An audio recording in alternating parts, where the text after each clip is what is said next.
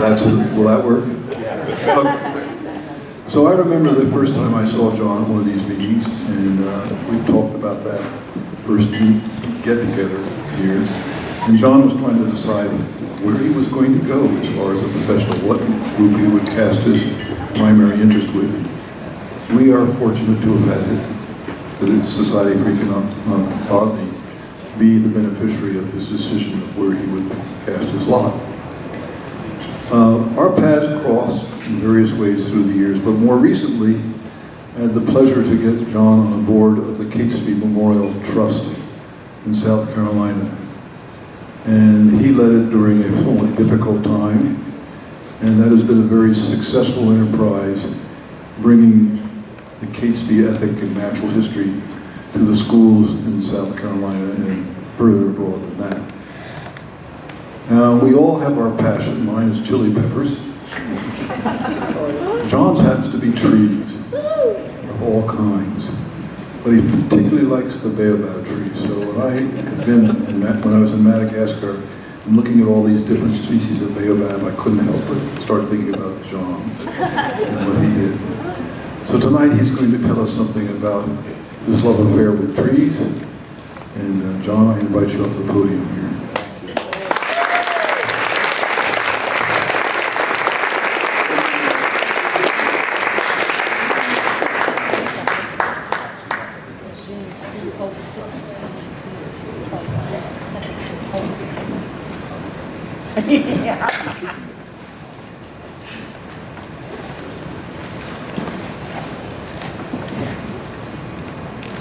Well, good evening to all of you.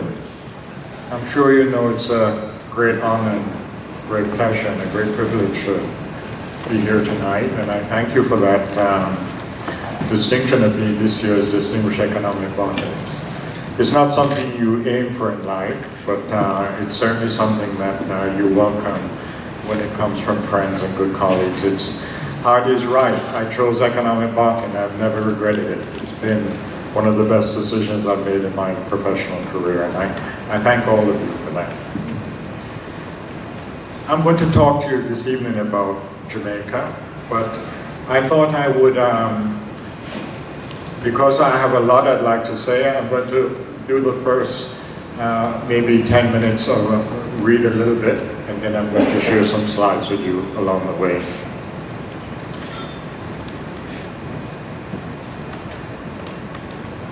The scientific symposium of this year's annual meeting is the future of forests, with perspectives from indigenous people, traditional practitioners, and conservation.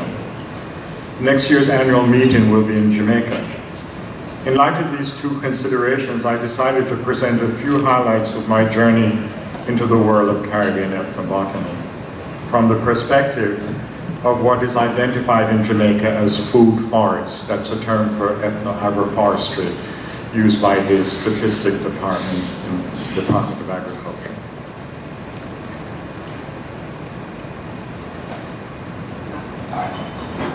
My theme this evening will be tree-based intercropping in the history, politics, and inspirational life of Jamaicans. The discussion traces the development of my interest, starting with my dissertation research on social class and tree-based intercropping in Jamaica. This interest expanded over the years to include the inspirational significance of trees evident in the oral, aesthetic, and spiritual life of Jamaicans and the Caribbean generally. These inspirational trees, which I've written about, include the cotton tree, the ceiba, star apples, chrysophyllum, a calabash tree, various species of figs, and of course, the baobab. I've also written about the ackee, which is probably more identified with Jamaicans than any other tree. In fact, I think many of you know that only Jamaicans really ackee, and people who have gone to school in Jamaica or who have Jamaican friends. And in many other islands, the trees were cut down because it's considered poisonous. That tells you a lot about Jamaicans. I hope to provide, especially however, I hope to, in exploring the trees, the theme of tree-based intercropping, I hope to provide a little background to many of the things you've heard me talk about over the years. And as you will see shortly, it's impossible for me to talk about my interest in plants without relating it to my love of art, music, and dance. I was born in Jamaica in 1947 in the small town of Port Antonio, the capital of the island's wet northeastern parish of Portland. My earliest interest in plants is simply a reflection of the fact that Jamaicans love plants, and for both their practical and inspirational value, and my family was no exception. John, your computer timed out. You need to log back in. I'm sorry. Oh, okay. I'm sorry. I would fix it if I could. Yeah. No, it's quite okay. Your password, John. I'm so sorry. I hope I remember it.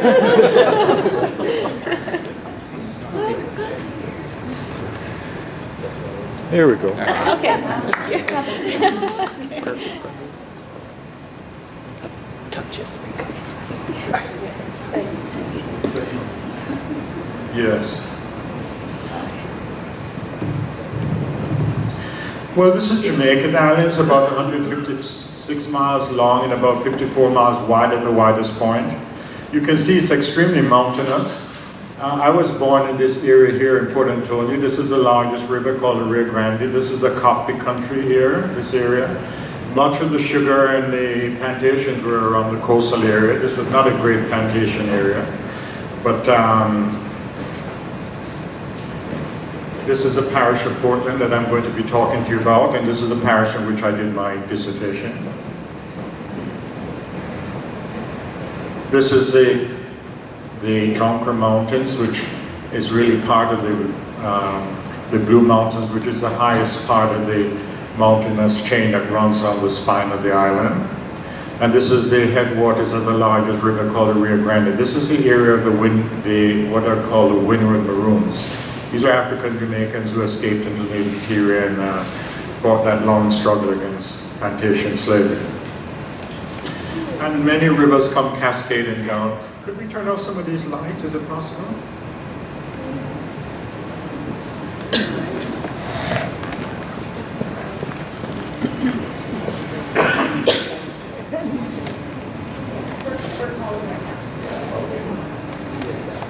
They're calling.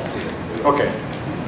Yeah, and you know, on the north side of Jamaica, there are many rivers that come cascading down through the forest. Most people know the one called Dunn's River, which is where many visitors will go in St. Anne's, but this one is close to where I grew up in Reach Falls.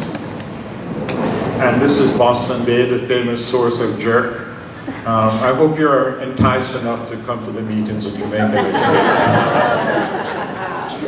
year. And this is actually the town in which I was born, Port Antonio. I went to school here, and you know, my family home was here. And this is my family. This is in the 1930s, where I grew up in Jamaica. That's my mom there, my grandparents. They were originally from Antigua, but my dad's family is from Jamaica. And this is my dad. They all were part of the West Indian Force that went to were part of the Second World War. He was in the RAF, so you see, this is some of his colleagues from Portland who were part of that. And that's me. Yeah, I always enjoyed painting and playing music and art, and when my mom realized how much time I spent doing that, as soon as we got to Brooklyn, I went to John Jay High School, and that's where I learned to play the violin and the clarinet. And she also had me enroll in the Brooklyn Museum Art School, where I studied painting. And right behind the art school was the Brooklyn Botanical Garden, where we often painted. So you can see from the very beginning, those three things, music, art, and plants, were always part of my inspiration in life, so to speak. I went to Friendsworth College, which was a college founded by the Quakers. My grandparents were Quakers. And the aim of the college was to provide a global education, with students spending 6 months to a year in each major region of the world. The opportunity to travel and study in Scandinavia, East Africa, India, Thailand, and Japan, you can imagine it was quite stimulating. It actually took me about 3 years to make the complete circuit. I never came back. I went to Mexico, and then from Mexico I returned, and then I left to Scandinavia, and from Scandinavia I went down through Europe to East Africa, Uganda, Kenya, Tanzania, Ethiopia, across to India, Thailand, Hong Kong, Japan, and then I came back across Siberia. When I was done, I applied to Columbia Music School, graduate school, to study music, ethnomusicology. But it turns out that it was too formal, and ethnomusicology was just emerging at the time, so I decided I'd apply to the City University instead to study anthropology. Because of my travels, I decided to study anthropology at the City University of New York, and I enrolled in the program in 1971. At that time, there was a great deal of interest in cultural ecology in what was called Peasant Studies. Jamaicans don't like the term, and I have never used it. They prefer to be referred to as small farms. So if you use that language, please. At the Graduate Center of the City University of New York, one of the leaders in the field of peasant studies, especially in the area of peasants and revolution, was Eric Wolf, who was my doctoral advisor. He was a distinguished professor of anthropology. At that time, he was working on his now classic study of the consequence of Western expansion and the making of our present world system on the peoples of the Americas, Africa and Asia, and the Pacific. Given the peculiar nature of the Caribbean as solely the result of the making of our modern world system, I became very interested in learning about the history, politics, and tradition of small farmers in Jamaica and elsewhere in the Caribbean.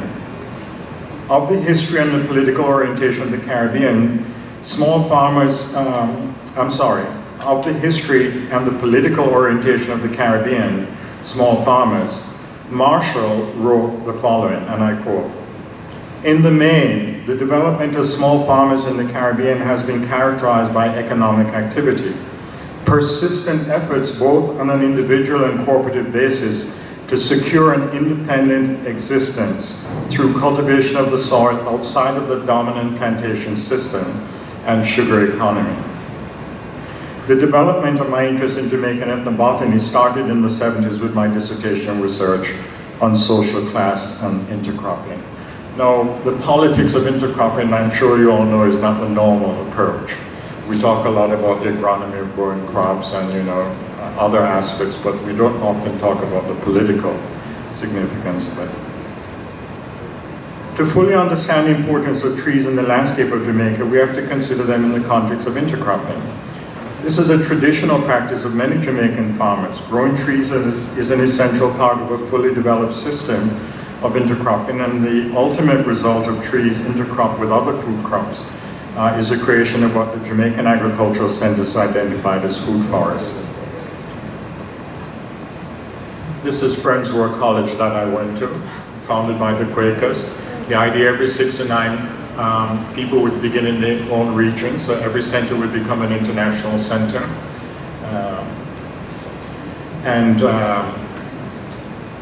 This is where I went to school in Sweden. I thought I would pick one place to give you an idea of what my experiences were like. You understand? I'm not going to take you through the whole journey, but I thought I'd share a little bit of what life was like in Sweden over the time that I was there in school. This is the Clarelven Valley where I went to school, and this is the school I went to. It's called Geijerskolan, named after a very eminent Swedish poet. And it was a music school and an art school, and I was there for the whole year, so I can tell you a lot about very cold weather. And this was my class. You can see me there. And I learned a lot from Igbar Salini, who was the rector of the school at the time, an extraordinary human being, a great musician. And of course, the Swedish landscape is extraordinary. Everything is neat about Sweden, especially in midsummer. And whether it's in their small towns or small cities or out in the country, there is a kind of neatness about Scandinavia that's really quite admirable. And of course, midsummer is a special time of the year. And, I've been there during the dark time of the year, so I can understand what midsummer means to them. And I never cease to be delighted by the extent to which they bring midsummer flowers into their homes and so on. It's really a lovely tradition. And the music school, every month we did a special performance. We reenacted a period of Swedish history, you know, and that's why you see we're dressed in these costumes like that. And this is Igvar Salin, these are my roommates. This is Marion Snell. She was an extraordinary singer. She became a famous opera singer in Göteborg. And yeah, you can see me. I'm sure I'm not hard to identify. But I was a guitarist for Marion Snell. This is Marion Snell here. He was a physics teacher, and I was her guitarist during the time. We performed a lot up and down the Clarelvan Valley during that period of time. And this is my Swedish brother. I'm going to see him in 2 weeks. His name is Jonas. I was slightly older than him, so I was the one that bought the alcohol. But we had a wonderful time together, and we've remained friends our entire life. This is my Swedish mom, Karen Ljunggren. She was really a mom to me. She was utterly delightful. And I have kept up with her my entire life. This is her husband. He was a forester, worked for Udder Home Company, and spent a lot of time with him in the forest. They were just about switching equipment now to mechanize the industry, and they were very concerned about protecting the forest floor and the berries and so on, you know. So it was a very interesting time to look at it, but we were out a lot looking at plants and talking about plants. And just before he died, I went and visited with him. His wife is now 96, and I'm going to spend next week with her at her birthday. So now you can see, this is just one place and one part of the journey I took, but I think I'll have to leave it there and you can see. So back to this food forest. This was a definition given to cases where a canopy of tall economic trees existed. Breadfruit, star apple, mango, avocado, pear. I know I don't have to give you scientific names. That would be very awkward. In association with, this was a definition given to cases where a canopy of tall economic trees existed in association with or without a lower canopy of cocoa, coffee, citrus, and other small trees and shrubs, and sometimes a third layer of herbaceous crops in spaces where the light permits, such as cave or callaloo. And I can't think of callaloo without thinking of our editor, Bob Vokes, these days. Food forest in Jamaica is what others have referred to in the literature as a harvest of a forest, artificial woodlands, polycultural, mixed planting, a tangle of productive vegetation. Today the term agroforestry is widely used. The great variety of useful trees in Jamaica include native trees and trees introduced by the Taino, who occupied Jamaica when it was first discovered by Columbus in 1494. However, many of the most important trees from around the world were brought to Jamaica in association with the island's history as a Spanish colony, from the conquest of the Americas and as a British sugar colony at the time when economic botany and its associated botanic gardens was an important part of the making of our modern world system. St. Vincent had one of the earliest botanic gardens in the New World, and Jamaica had 4 botanic gardens.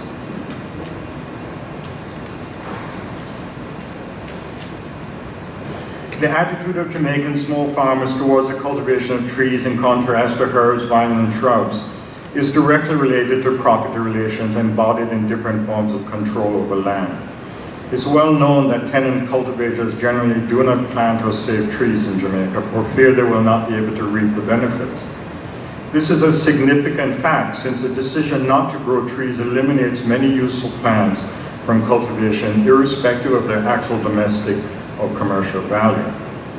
The value of intercropping for Jamaicans is that it achieves 4 essential objectives. The first is to produce on a continuous basis a diversity of products for household use, gift giving, and sale by growing different species and variety of wild and domesticated vines, herbs, shrubs, and trees. The second is to do so, the second is to provide environmental services. The third is to accomplish this production and environmental management in the most efficient way possible with respect to labor and time and money and the intensive use of available resources. The fourth objective is what really interested me, however. The fourth objective is to use interplanting as an efficient system of cultivation to to achieve a relatively independent way of life, free from exploitative relationships with estates and other small farmers, and free from dependence on charity and state welfare. Studies of Jamaican small farming show that the cultivation of trees is a symbol of land ownership. Security of tenure means existence of trees in yards and fields reflects a concern aimed at investing for a lifetime and for the benefit of succeeding generations. Growing trees reflect an effort to plan for the future and a concern with old age when there's a reduced capacity for hard physical work. In their youth, farmers tended young trees which require care but provided no fruit. In their old age, farmers expected to be supported by their trees, which now require little care. This was in fact exactly what happened. The labor associated with fruit trees in particular is the harvesting of fruit, and in the district I studied, small merchants were responsible to provide their own pickers. On several occasions, I saw farmers being paid for crops that they had not themselves harvested. Given the importance of trees, why would farmers choose not to plant them and to destroy wild seedlings of useful trees that spring up in their fields? This was a question that I thought was the most interesting of all, you know. And the tree that I chose to look at, and I was going to say more about it, but I'm not, just for the sake of time. This is a Jamaican fruit forest that I'm talking about. And it's not truly what it actually looks like, because at that time they had lethal yellowing disease. You could see all the coconut trees were dead. And this is the community playing field, so you can see what a thick, lush vegetation it really is. And this is what it looks like. This is a typical home in the area that I studied in the hills of Portland. And this is the pimento, an extremely valuable crop in Jamaica. And normally the boys will climb the tree, break the branches, the family will sit under the tree, and they call it rubbing pimento to remove the berries, and then they put them out in the sun to dry. So the crop is so valuable that many people would actually collect their berries at night and take them inside, because if you left it out, it's very unlikely that you would find them in the morning, right? And yet, I'm just going to mention these two kinds of farmers. One, Mr. Mack, that was the name I call him. He was typical of most of these farmers. I'm talking about now, this is a 1,700-acre estate in the eastern part of Jamaica that was originally for growing bananas and coconuts and some sugar. And Mr. Mack was typical. He said he started to grow pimento trees. Well, I should say, not that he started to grow pimento trees, but they spring up freely in the field. And he allowed them to grow. And 2 years after he started to harvest the crop, the estate told him that he can't. And so he said from then on, whenever he sees them, he chops them down. Right?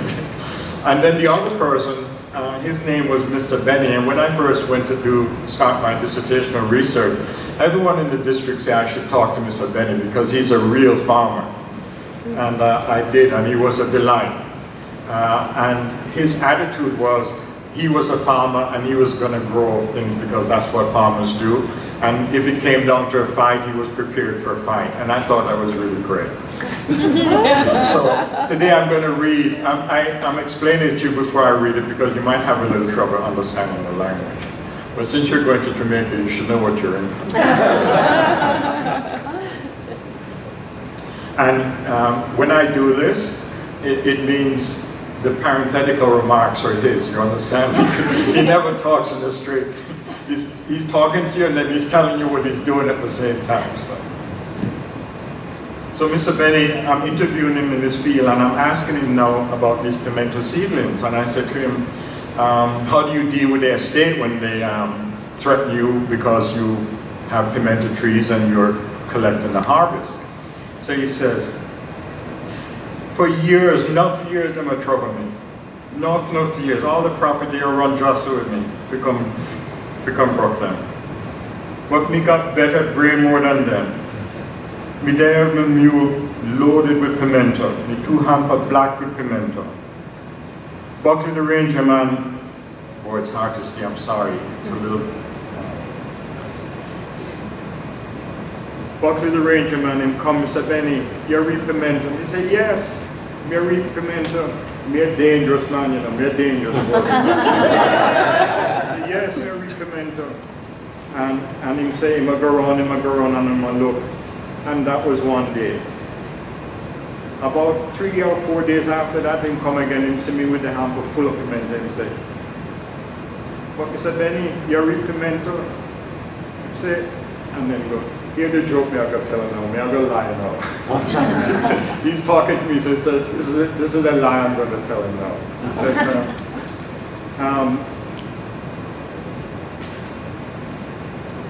He said, but Mr. Benny, you reap pimento? And we say, here the lie I could tell him now. Me leave pimento tree here Saturday because me no come to work on Sunday.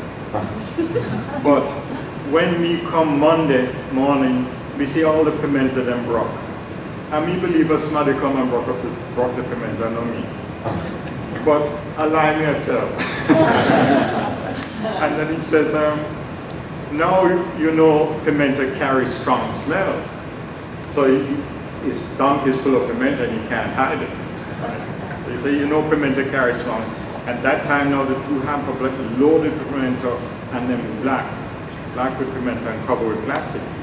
So here to me, oh no, Mr. Benny, you have pimento in there. We say, yes, we have 2 hampers black with pimento. We have 2 hampers full because me no care and me planted. And we have to harvest all the pimento we want. You understand? Mr. Benny is willing to, in effect, take on the social conflict to harvest what he thought was rightfully his. And he was not willing to not allow the trees to grow because he was a farmer and that's what farmers did. In the effort to develop farming in Jamaica and elsewhere in the Caribbean, we need to know the ideal physical requirements for the most successful cultivation of plants, but we must also understand the social relationships within which decisions are made to grow or not to grow certain plants. It is the social relationships between people that transform the pimento from a valuable economic crop into a weed. Given their usefulness, it is significant when farmers choose not to cultivate trees and to destroy wild seedlings. Although this is a great loss to farmers, consumers, and the general economy, it is a greater loss to the society as a whole. It is in a mountainous country like Jamaica, anything that stops farmers from growing trees become a contributing factor to the damage that is being done to the environment. And you know, I grew up in Jamaica, and every time it rains, you can see the ocean turn red with the river discharge from this process of deforestation.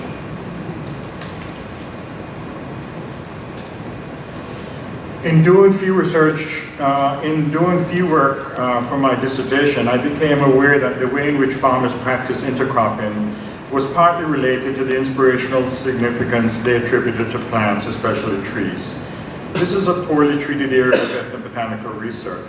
The discussion of food forests is one-sided because even in the literature, people will say they're talking about food forests, which has to do with food, and yet they're showing pictures of flamboyants and talking about bamboo and all kinds of non-food plants, you understand? Food forest is obviously not the right term, and that's why I use the term tree-based intercropping, right? Because it's not just food that we're talking about here. The concept of food forest is better thought of as a multi-crop forest that fulfills both practical and inspirational needs. Because this inspirational significance as plants has received little attention in Jamaica, I decided to continue my research in this area when I came to the College of Charleston in 1982. And now I'm just going to show you some of the plants that I dealt with, and I'm going to continue at this point talking just to the slides. So the first tree I looked at was a cotton tree, because in Jamaica we call it the God tree, and those of you who know the Caribbean is sacred to people in Cuba and to Native Americans of the region as well. This one is from Salvador in Brazil, this one is in Jamaica. And typical of African Caribbean belief and African belief generally is associated with spirits. It's a cosmic tree. And for people around the world, the first way in which they modeled the totality of the universe was in the form of a tree. The branches represent the sky, the base of the trunk represents the center of the earth, and the roots represent the world. And it's really just a model of the cosmos associated with the source of spiritual energy. And the second tree that I looked at, this is a star apple tree, Chrysophyllum carnatum. Of all the trees in Jamaica, this is the one that is most associated with meanness and selfishness. In fact, if a Jamaican says to you, "You mean like star apple," that is not a nice thing. And the reason why they say you mean like star apple, or they will say also, "Man or woman deceitful like star apple." Why deceitful? Because the leaves have different colors. So it means that you're different from on the outside than you are on the inside.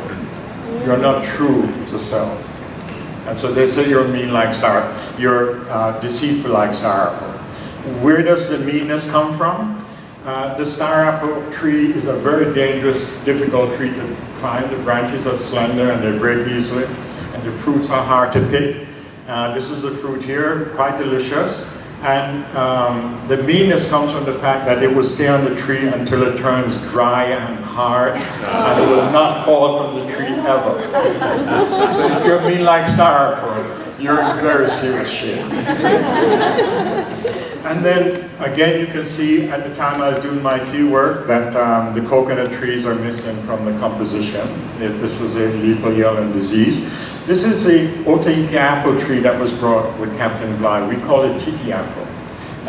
Many of you would know it as Malay apple. Some people plant it in the field, but I was surprised when some people said to me they won't plant it around their homes because it's so dense, the foliage, that it oftentimes is taken up by owls, and people associate owls with spirits. This is what it looks like on the inside. It's a very beautiful tree. When it's in flower, it carpets the ground red. And of course, these are the Malay fruits. And the tree is somewhat naturalized in the northeastern part of Jamaica, and a great deal of varieties you can find. This is, of course, Intercropping, jackfruit.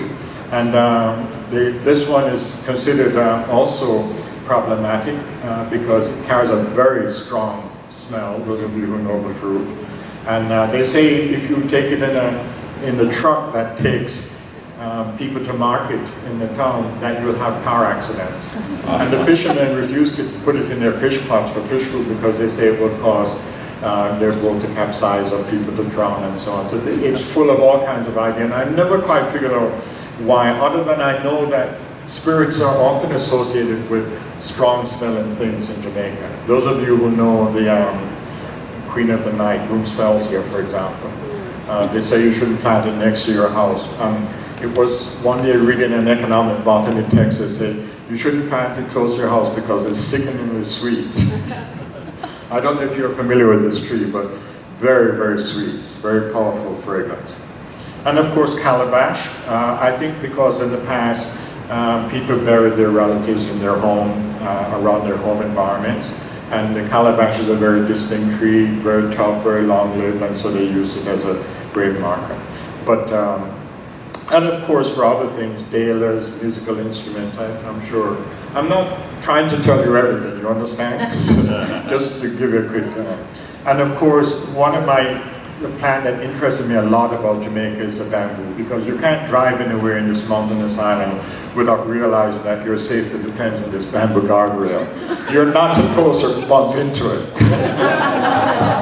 You're supposed to see that it's there and know that you can't go any further.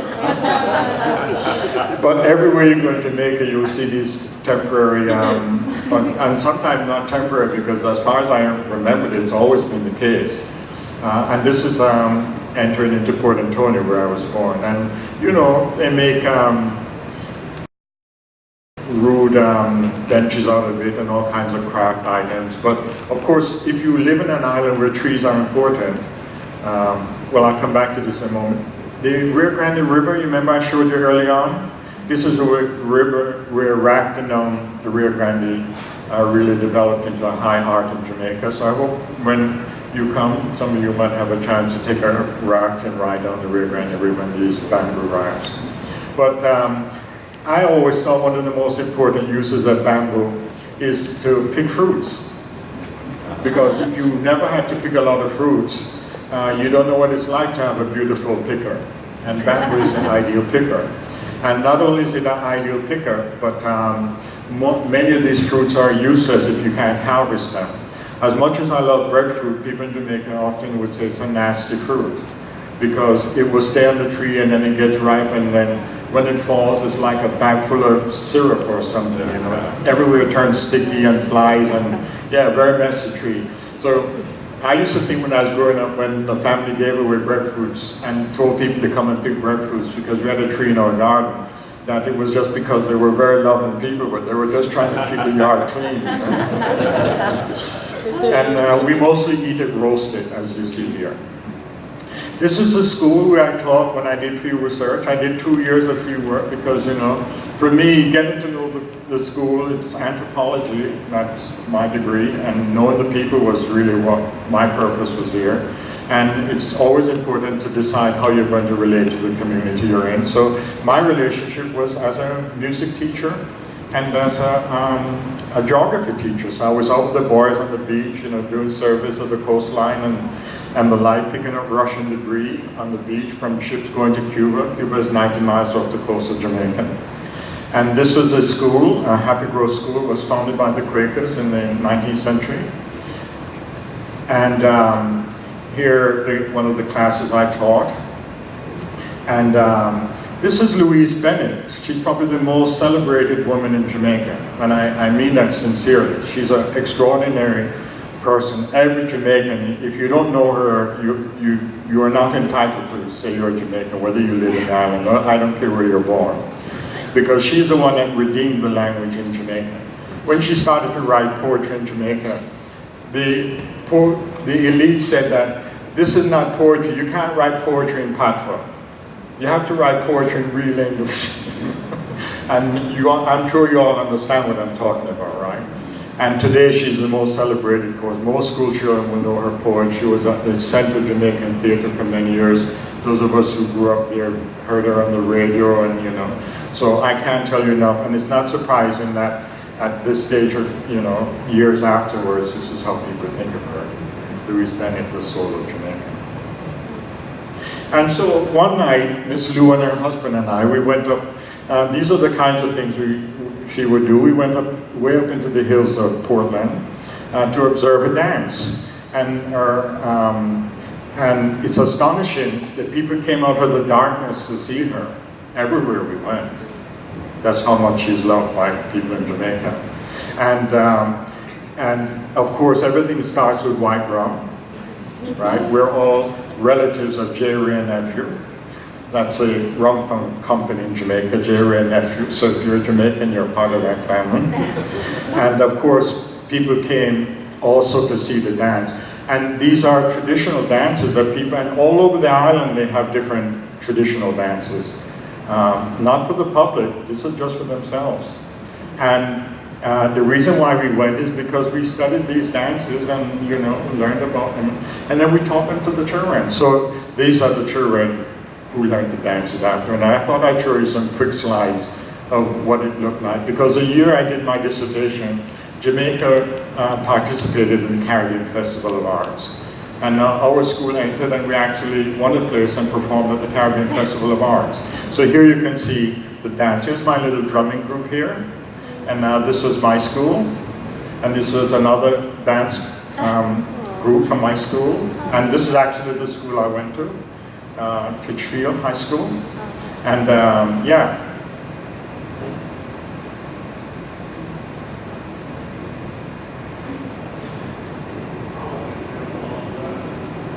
And I greatly admire the teachers, because these are the teachers who did the judging, and these are the teachers who planned the event.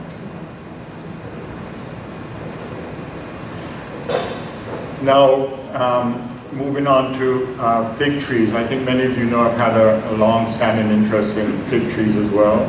I regard figs as probably the most sacred genius of plants to human beings worldwide. I don't think it's incidental or accidental.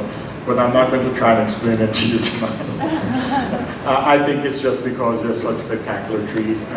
The most often explanation that I'm given, especially in Brazil and among Jamaicans, we call any tree that grows in the canopy down to earth, we call it a God tree, because it comes from God, right?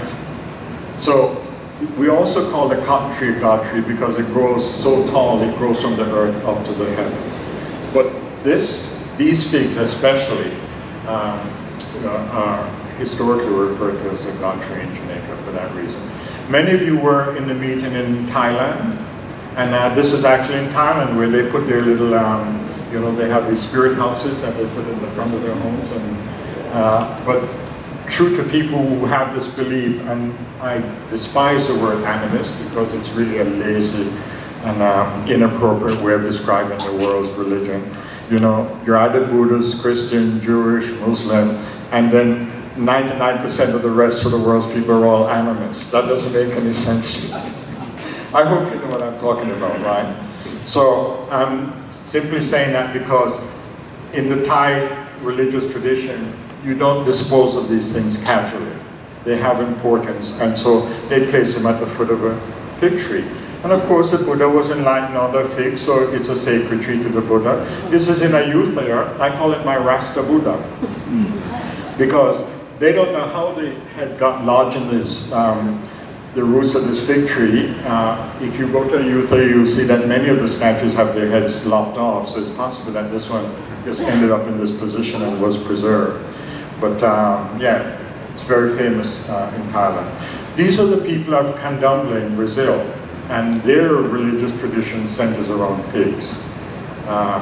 They think that traditionally, even among themselves, they think they only have one sacred fig. But I looked at 19 tejeros and found that they have 6 different species, right? I don't communicate, I'm not a communicator between the different traditions. Whatever people believe, that's their business. You understand? I don't get involved in the argument about how many they are, which is the real one, or that kind of thing. But it's an extraordinary tradition, and I really encourage you, if you ever get to Brazil, this is something you really ought to experience. It's a dance possession, much as we have in Jamaica. So the whole idea is to be possessed by your orisha. The drumming is spectacular, the dance is extraordinary. Their spirit is so lively and so festive and so enthused.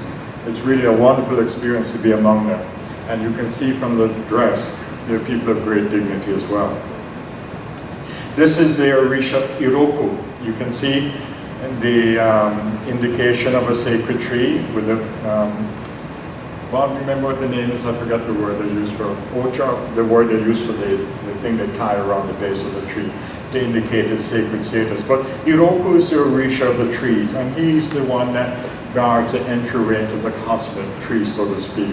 And this is in Maracaibo, in the interior of Bahia, and this is Ficus gamilera. This is one of the species of figs, and with the flowers and so on. Typically, as you would see, and these are from different tejeros. I just wanted you to get a sense of what the tradition looks like. And I went to this one, this is Afonja, Opa Afonja, probably one of the most famous tejeros. My stela was the Mai de Santo, and this was 100 years. They were celebrating 100 years at the time. This is their sacred Ficus gamilera, and the Pictilios Gandhi is a carnival group that has the name of Gandhi. They came and performed in honor of that celebration. So these traditions are going on, but I can tell you, they have not escaped the racism and the targeting of African religious traditions. Even to this day, this idea that you can attack their tejeros and burn them down and so on is really an ongoing issue.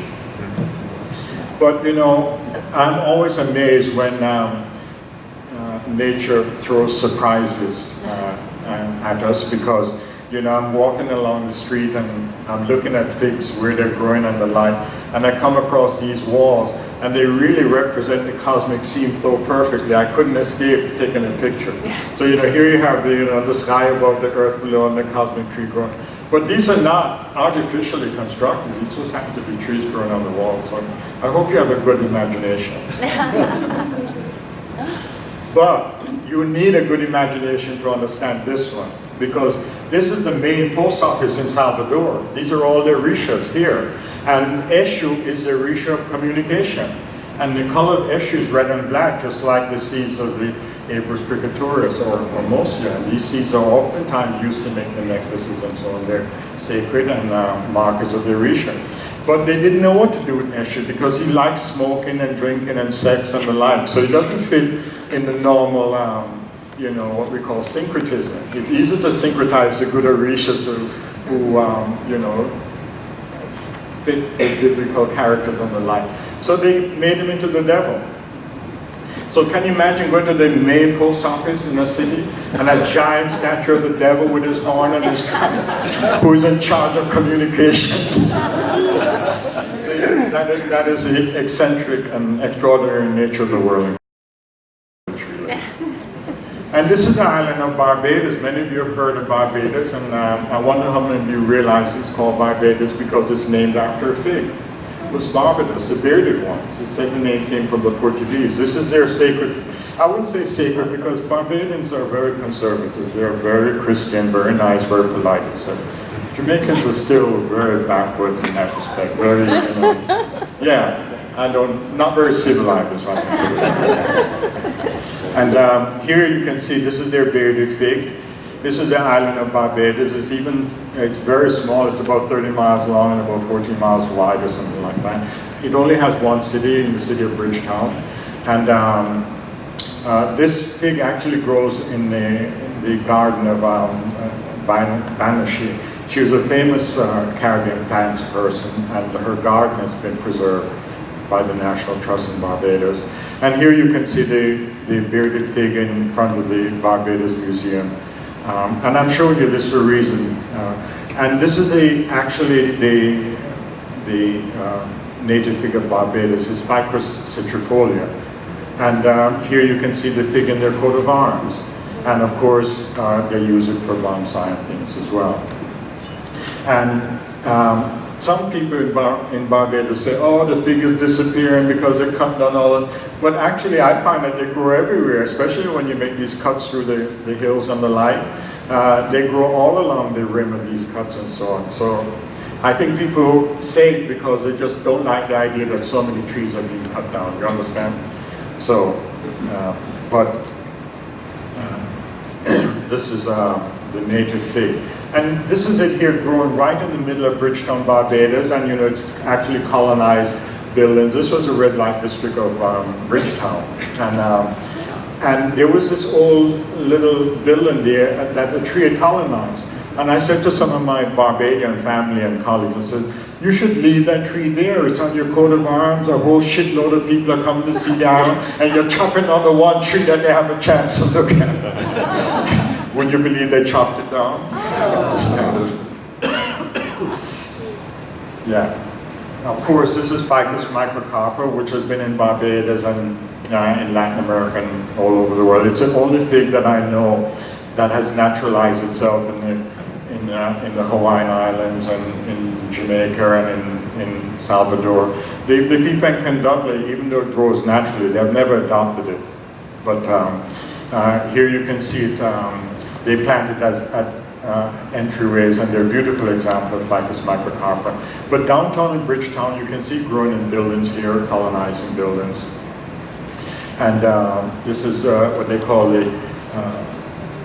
this is also citrifolia from Barbados, and this is the Welshman Hall Gully, which is kind of a little sanctuary area that's maintained in Barbados. It's a very beautiful, they really developed it as a garden. This is a Ficus microcarpa growing along the beach in probably the most visited place in Barbados. It's called, well, I don't remember the name just because I'm trying to remember, but people go there to eat fried fish on the weekends. But it's famous for people playing dominoes. In fact, it was the capital of dominoes in Barbados. So when I went to take this picture, the guys playing dominoes were very concerned, and they came over to me and wanted to know what I was doing. And I could see they were not in a good mood about my taking a picture. So I said, no. He said to me, are you from the government? I said, no, I love the tree and I just wanted to take a picture. He said, I'm not sure if I believe you, because we've been hearing that you're planning to cut the tree down. But I said, but I'm not with the government. But what they had heard was partly correct, because the government thinks that these naturally open beaches with natural island scenery is not enough. They have to build these ugly monstrosities for visitors. And even though they didn't cut the tree down, you can see they've turned it into something quite unattractive. And here, but the men, they're still playing dominoes. This is, they refer to as a Jamaican fig, Ficus benjamina. This, all the great oak plantations, you will see these great fig trees. This one, they call it in Barbados, they call this the Jamaican evergreen. This is Ficus benjamina. And this is where you'll be sitting when you go to university. This is in front of the history department. But you find these great fig trees, various parts of the Caribbean. This one is actually in Barbados. This one is in Jamaica. And this actually, I just thought I would show you that my love of figs extend rather far ranging, because these are the modern day figs in the National Tropical Botanical Gardens. These are the figs associated with the Jurassic Park. They call them the Jurassic Park fig. If you know where they found the eggs, these are the figs that were photographed. You can see figs are extraordinary for their roots, not just for, beginning life as in the branches of the canopy, but also in producing these extraordinary buttresses. But I must say that one of my greatest treats was to have made a trip through Mexico with Bob and Hidel. I don't see them here tonight, but oh, there you are, yeah. Thank you very much. Yeah, and I really wanted to share with them what their memory was like. This is Ficus petrolaris, and to see these trees growing on rocks and on cliffside. So here you can see a group of us who are on the trip standing in the root of this great fig, Ficus petrolaris. And how about quetting? I hope I got that right. Yeah, you can understand why trees interest me, because here's a tree that in the story of people in Mexico, you see this great mural of water coming out of the root of it. But it's not a figment of someone's imagination, because here's a real tree with water coming out of the root of it. And when we visited it, I was astonished that there was an architect that had built these series of pools that gave people access to not only to collect water without destroying the tree, but provided such recreational benefits. So you can do a lot to enhance the environment in a way that protects and makes it meaningful to people as well. And it was meaningful to me yet another way, because I'm in South Carolina and all the rivers have these great cypress trees there as well. And if you want to know the story, I encourage you to sit with Bob and Adele. They can give you the backstory. But it's an extraordinary story about the history of flora and the links between these two figs. Thank you very much. Much appreciated.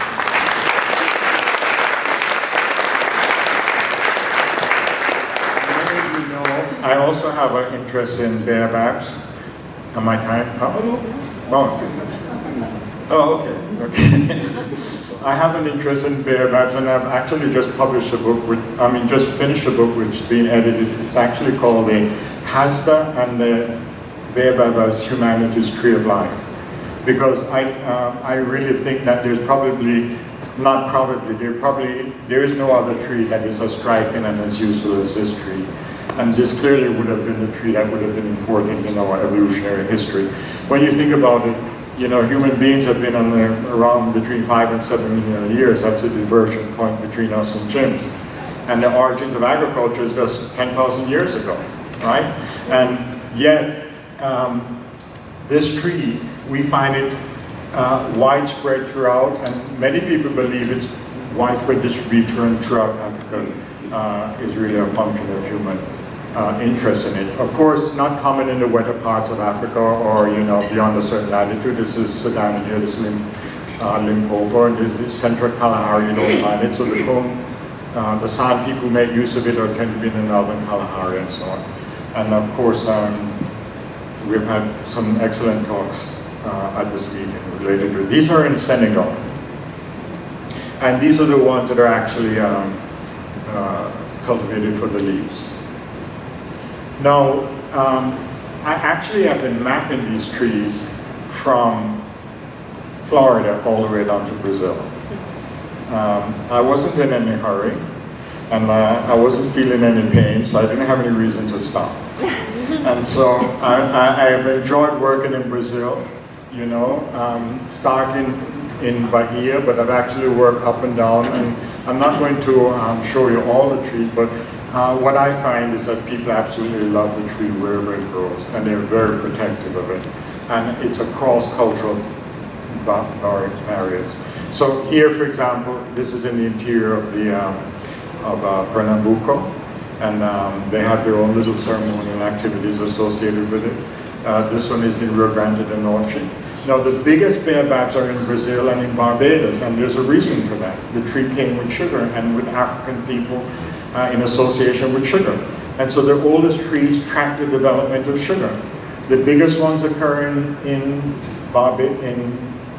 Brazil and also in Barbados. Barbados was the first major British sugar colony in the Caribbean. And then it spread from there to other parts of the region.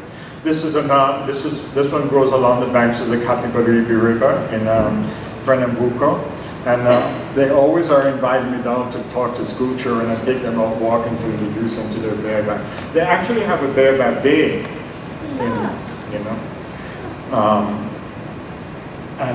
so this is one of my trees. It's the same tree, but here we're standing on the retaining wall because the Capibaribe had threatened to undermine the tree, and there was such an outcry that the local government actually had to go and build a retaining wall to protect the tree, and they're now in the process of turning it into a park. So this is the day I was out with the school children. And you can see the invitation they extended to me, religion and ethnobotany in the African diaspora, memory and identity. That's what the tree means to them. And I was standing in the park, and this is in Praça da República in Recife, interviewing these three men who were critical in writing about the tree and protecting the tree, even the one that you see along, the one you saw along the Capibaribe River. And the school bus pulled up, and all the children ran out, and that's what they did. Now, I've only found the baobab in one context, in its real context, and this is in the Terreiro Alabache in Maracajipe, and this is Eugene, a wonderful person. I really enjoyed getting to know him. The tree is associated with the Orisha Nana. I'm not going to say anything more because we will run out of time. But in Salvador, there's a place called Jica de Toro, and they have these giant statues of the Orishas. They have no religious significance. They were done by a Brazilian artist, and this is the first place that visitors to Salvador will come. And they will take them there and explain, this is what Salvador, this is the Orishas, this is what we believe, etc. And they started to plant baobab trees. Now, I had been invited to give a talk by the Federal University of Bahia. And they provided me with a translator and a driver. And the first thing I wanted to know is if they had baobab trees. So every time I went to one of these religious teheros, I'd say to them, do you have a baobab? They said, no, do you know where I can get one? So since I'd been working with other Brazilians who I knew grew the plant, I put them in touch, and we began to supply them with baobab trees. So here you can see when they first began to plant them, and they always plant them ritually in their traditional religious way of presenting themselves. And here, this is what the tree looks like today. Here's another one. This was Casablanca, one of the most famous teheros in Salvador. This is what their tree looks like today, from the time that I first met that community. And this is the interior of the Casablanca Tejero. You can imagine that you're dancing in this space, and the slightest breeze sends these, I don't even know what the right word for them, but you can see the thing, You have to experience it. The words fail me when it comes to describing certain things. About, I'm almost done, but in February of this year, the university invited me to give a talk, which I must say was quite an honor, because in my 36 years of teaching, I've never been invited to do anything in Jamaica. So it was really a delight to have received an invitation from the university, the history department, but it meant a lot. So I went and gave a talk about mimicry, because I think the link between baobabs and tamarind is a case of mimicry. And the talk honored a distinguished historian, one of the first you can see here. She was from Guyana, but she was one of the earliest members of the faculty with a Caribbean background, and a major contributor to, her notable work, Slave Society in the British Leeward Islands, and made a major contribution to the historiography of slavery in the Caribbean and so on. Very distinguished, very accomplished Caribbean scholar. But the talk I gave was human beings and baobabs and tamarind trees in the Caribbean. Ethnographic, historical, and evolutionary perspective on an ancient African mimetic complex. Of course, people say, what is that? But I think there's an actual mimetic relationship, mimetic relationship between tamarinds and baobabs. And here's why. These two trees look nothing alike. This is the tamarind, this is the baobab. The leaves look nothing alike, the flowers look nothing alike. The tamarind produces this flower, the baobab produces this nocturnal flower that opens at night. The tamarind, this is the part of the tamarind, this is the fruit of the baobab, right?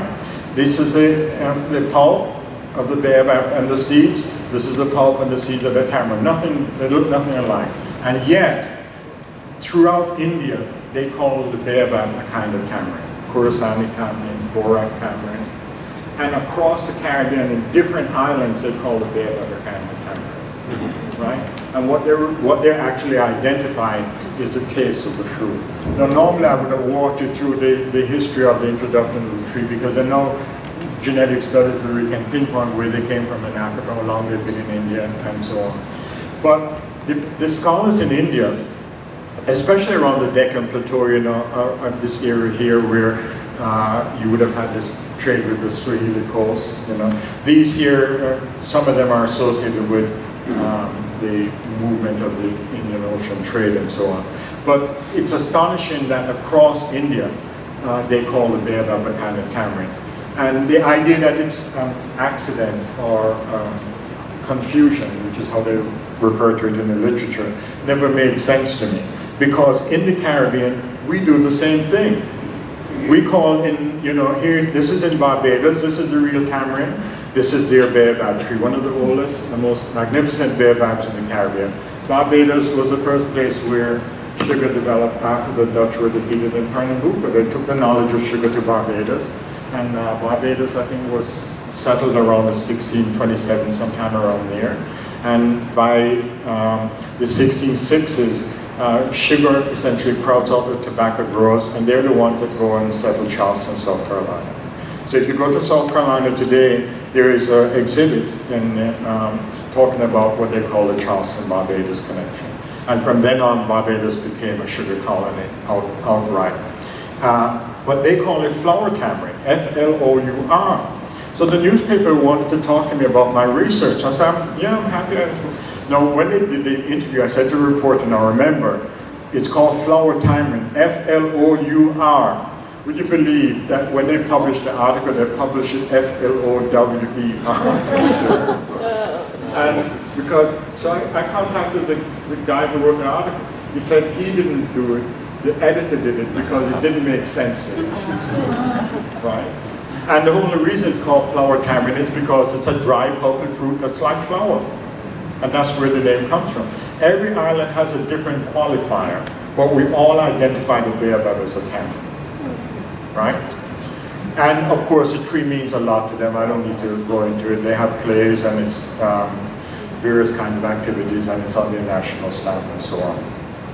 They have two of the oldest baobabs in the Caribbean. This one is at Warren, and this one fruits profusely, but the other one doesn't fruit. It aborts the fruit. But here you can see the article that I'm referring to. And so my conclusion is that it's an African mimetic complex involving human beings as a selective agent. And now the question is, do they do the same thing in Africa? I don't know. There are so many languages, it's never been sorted out and the like.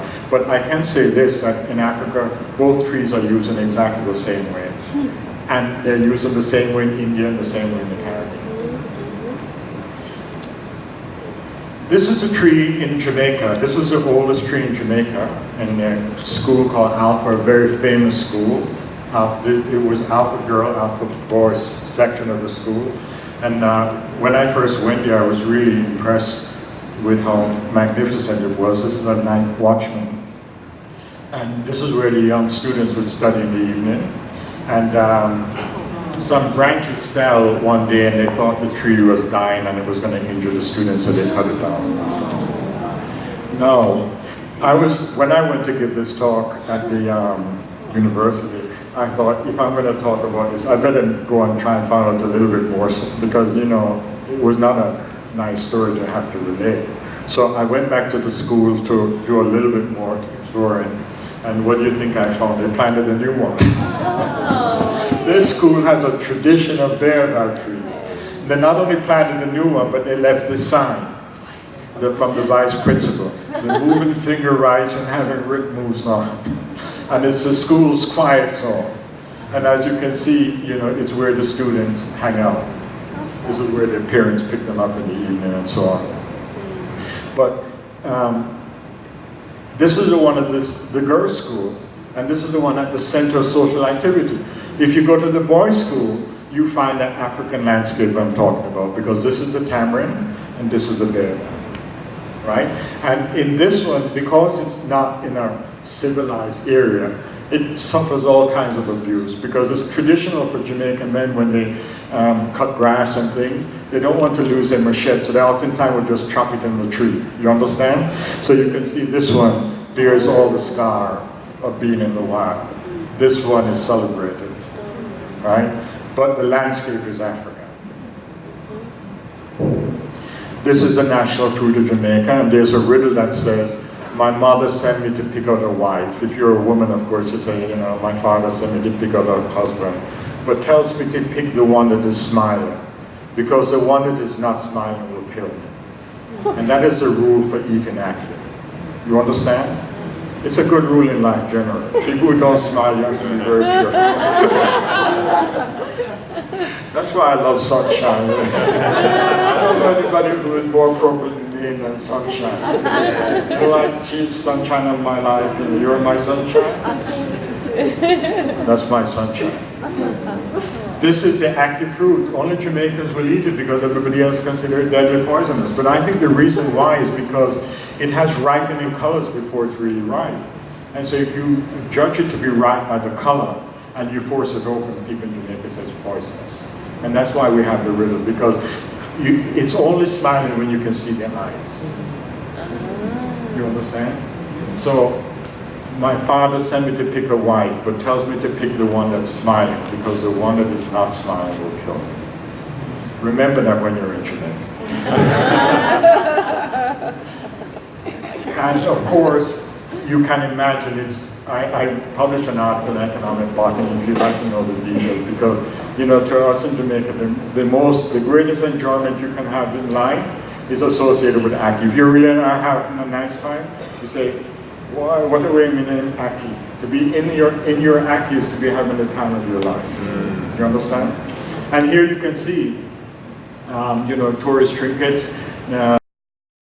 They call it the key to wisdom. So you see it over the heads here of a Rastafarian, and in paintings, and of course the colors are the colors of the Rastafarian as well.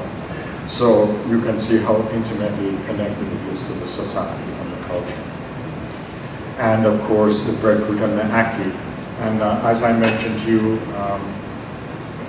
during the meeting, people talk a lot about breadfruit, but in Jamaica we have an expression that says the more you chop it, the more it springs.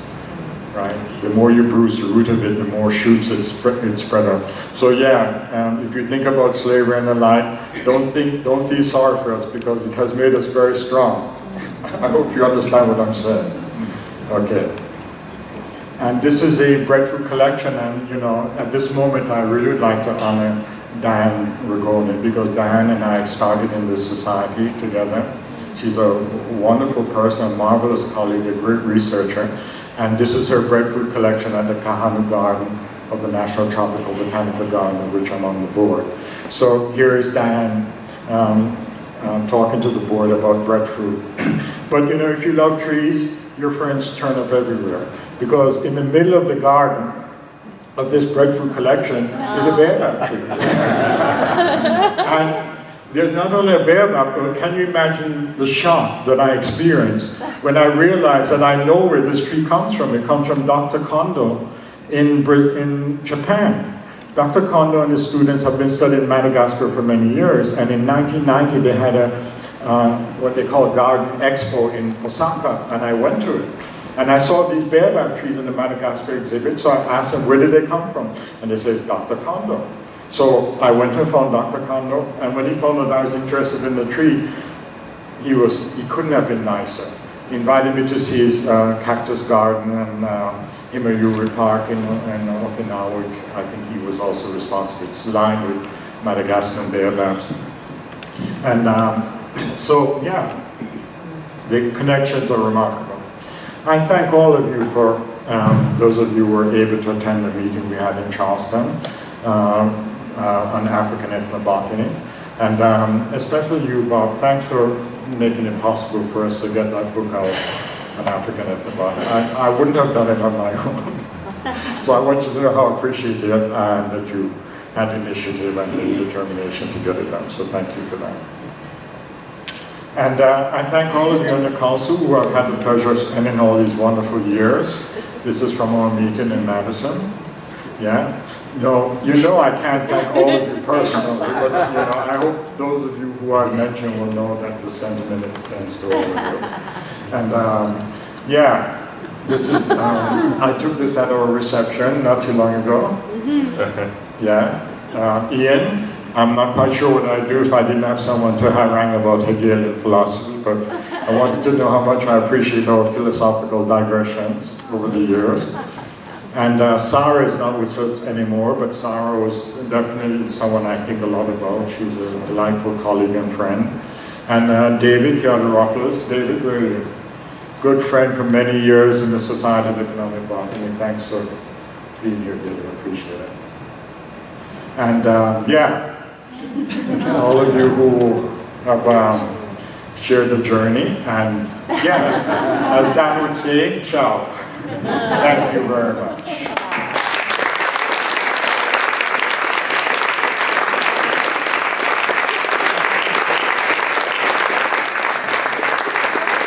So on behalf of the society, it's my pleasure to present this to you. Is this